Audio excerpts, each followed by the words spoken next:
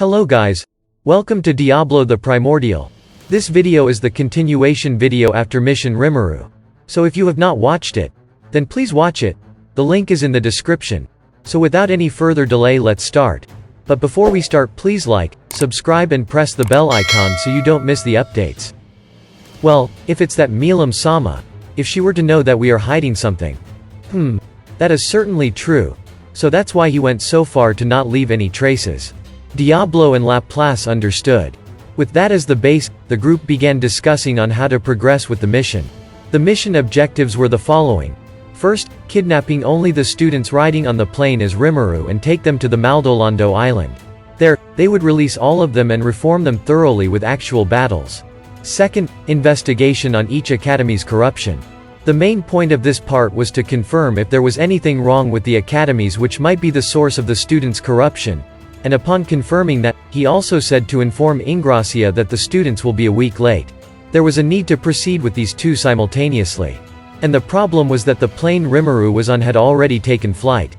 It was a battle against time to not only catch up to this plane, but to also bring along a plane which could take in all the students. Laplace, do you understand why I called you now? What? Don't tell me you plan on using my air pirate ship? What else is there? You were bragging about it happily before, weren't you? Use it now. Laplace became pale. It seems this air pirate ship was quite important to Laplace. By the way, what is this air pirate ship? Diablo asked Laplace as he was curious. And immediately, as if he had regained his spirit, Laplace began explaining happily. Are you intrigued? Actually, I made it with the parts Rimuru-sama created, with my refined knowledge. I also had a battle with Benimaru-san's ship the other day and it ended in my overwhelming victory, ya know? Rimuru-sama had said that he would increase the speed by 3 times if I dye it red, so I did that half in doubt, but doing that was the correct move.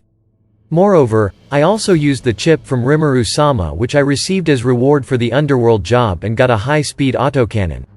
And its majesty. It is definitely what you would call an air pirate ship. I am planning on installing electromagnetic weapons next, but this needs optics weapons which can produce high output heat. Wait a minute. Laplace was bragging on about his ship, but Diablo stopped him. There were many points to be concerned about, but there was no time to be spent on Laplace at the moment.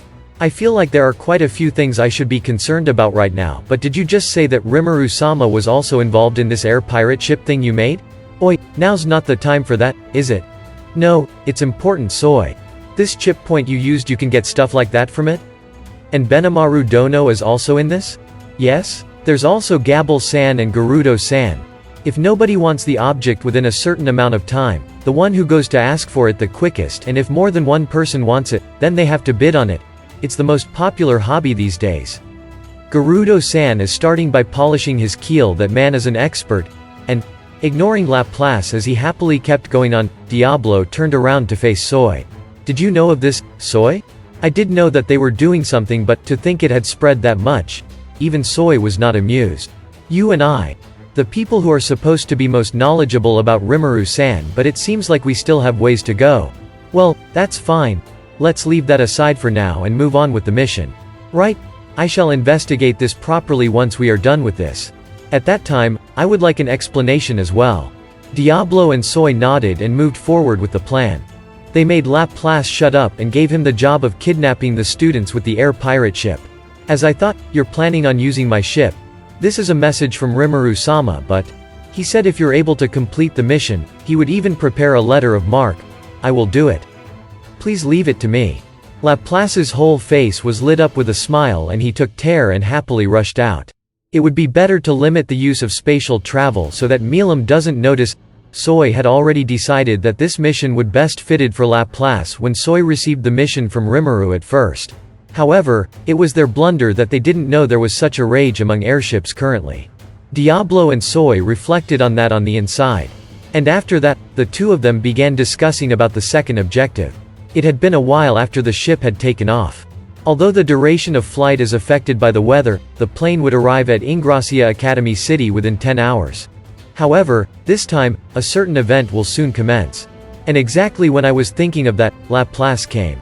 The announcer had announced that the plane was now entering a state of emergency. Magnus kept on talking to me frequently, so Laplace really saved me. Why do I need to tell this guy about my favorite food or hobby and stuff? He isn't trying to hit on me, is he? I don't think so, cuz I look very plain now, as I was wearing round spectacles, a mask, and also had black hair.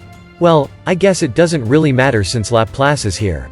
After all, starting now, he won't have the leeway to be hitting on people.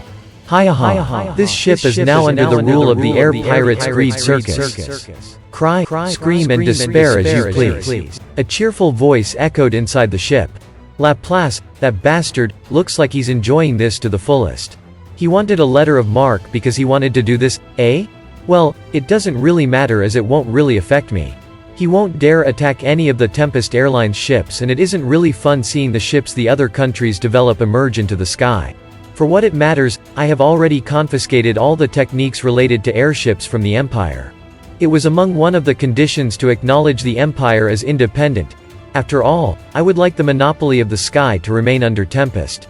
Although I don't think it will ever happen, but, to prevent the usage of airships in wars between countries, this matter was one of the highest importance. After all, if you were to get rid of the skies among sky, land, and the sea, there's only limited area where you can fight. Although I don't think there are any idiots out there who would come picking a fight with us, it would be difficult to stop other countries from fighting amongst each other. We can be the mediators, but intruding in their problems even before a war breaks out would only buy their animosity. And when I thought about it, considering all that, to have those wars not affect any civilians, removing flying forces would be the most effective. Airships are inventions which completely change the concept of wars. And because of this, there was a need for us to keep it to ourselves. As such, there was also a need to crush the airship-related inventions made by other countries. And so I was thinking of coming up with something to stop that. So if I were to just leave it to Laplace, he would happily do these tasks. All that's left is to make sure they don't find out I am the one behind this. I should be careful to not leave any evidence behind. While thinking of such things, I was observing the course of events. You can rest easy. I will protect you. This Magnus dude took my hand and said so without even feeling the least bit embarrassed. What's this? What's this? I felt like shouting that out loud. What, you can rest easy, I will protect, huh? Don't shit around with me, you idiot. In the first place, I told you I'm a guy. My heart is undoubtedly that of a guy. This Magnus dude really doesn't listen to other people. I ended up grumbling about him. I guess I will let it rest since I didn't say it out loud. Putting Magnus aside, I should go and do my job. A jolt raced through the ship, signifying that Laplace's ship had connected. The cockpit is probably in a state of panic right about now. First, let's rest at ease. I predicted such situations to occur and installed emergency transmission devices in every ship.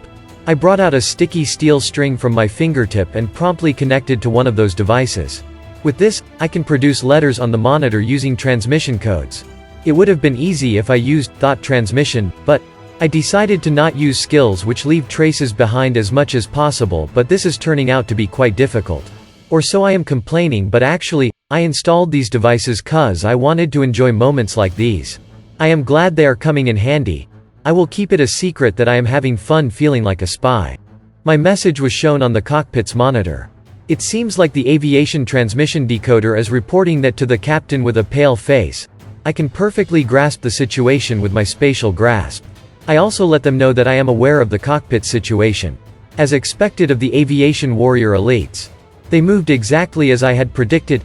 A smile appeared on their faces as if to show that they were excited because this boring flight turned into something fun.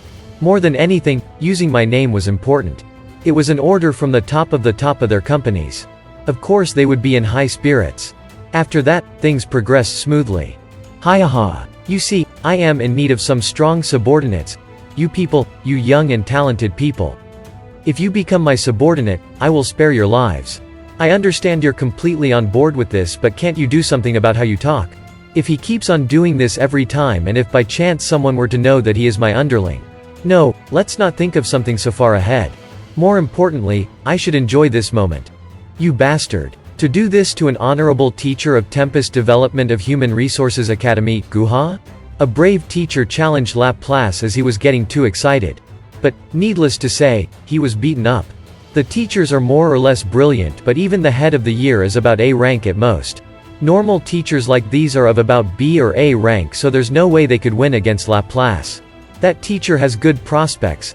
It would be troublesome if he were to quit, so I guess I will go visit him later with some gifts. Fun, I am the strongest. Did you think you could win against me with just that? Naive, naive, naive.